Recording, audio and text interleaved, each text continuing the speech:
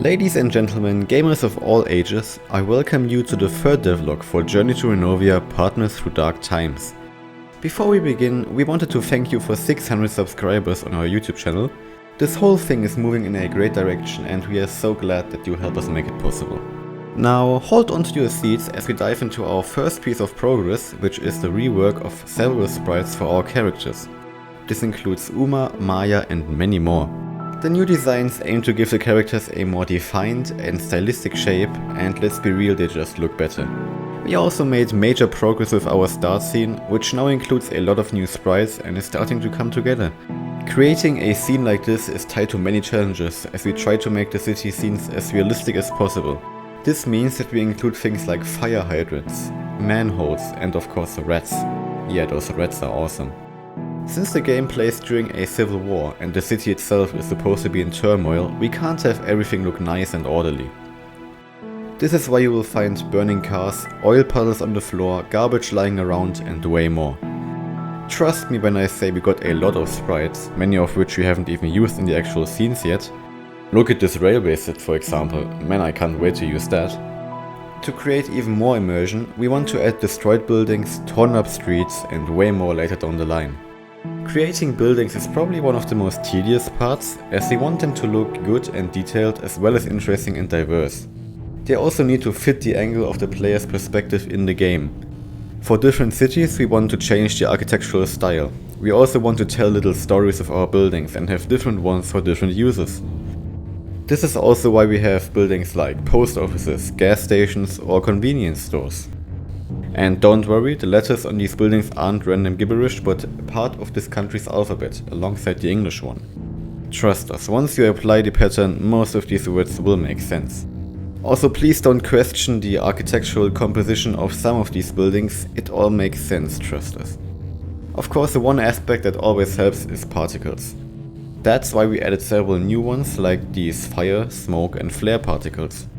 And let's be real, a burning car with particles is 1000 times better than a burning car without particles. Part of the game will take place indoors, like for example in a military base. For that purpose we created new indoor wall sprites alongside many other new sprites. This aspect of the game isn't as advanced yet, but trust us, it will be awesome. For the sprite creation we used Sprite as well as Paint.net, both of which are super helpful. If you want to create animations for your sprites, I definitely recommend Sprite. We improved several scenes in terms of their light design, as we are planning to give the game a more gloomy Civil War-like feeling later down the line. Let's move on to the world of sound and music. We added unique sounds for a lot of different actions. You may for example hear differing sounds when clicking different items in the inventory.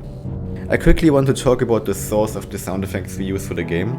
We purchased this asset pack called Pro Sound Collection, which includes a large part of what we need. So yeah, we hereby thank their creators Game Master Audio. The rest not covered by this asset pack is created by ourselves. In addition to that, our project's composer Stephen Wahl has created more music. It's too good not to show you, so here are a few samples. The first track we want to show you is called Alone Together.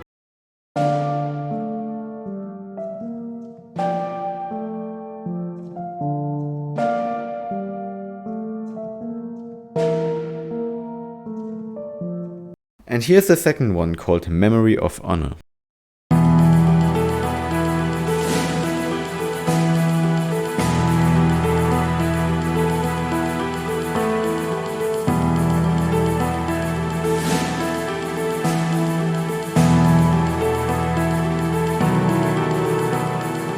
Awesome stuff, right? Moving on. No game is fun without things to loot. This is why we introduced loot bags.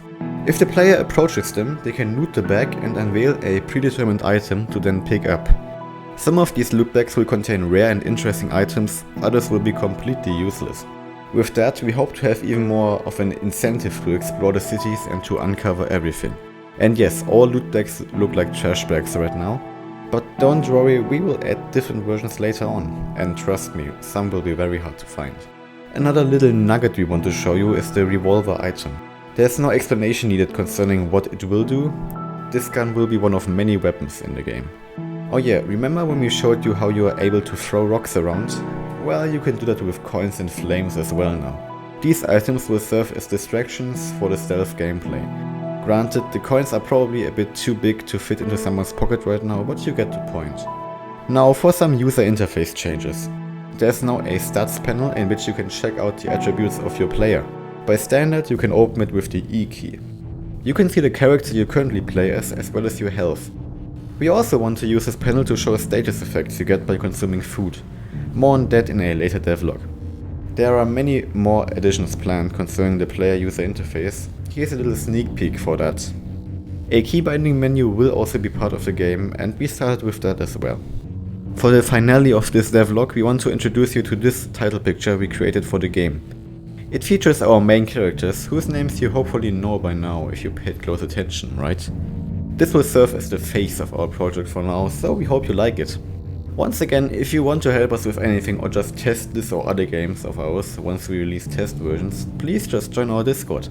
For suggestions in general, we would love to hear from you in the comments of this video. That's it for today. Thank you all for watching, and I hope you have a wonderful rest of the day.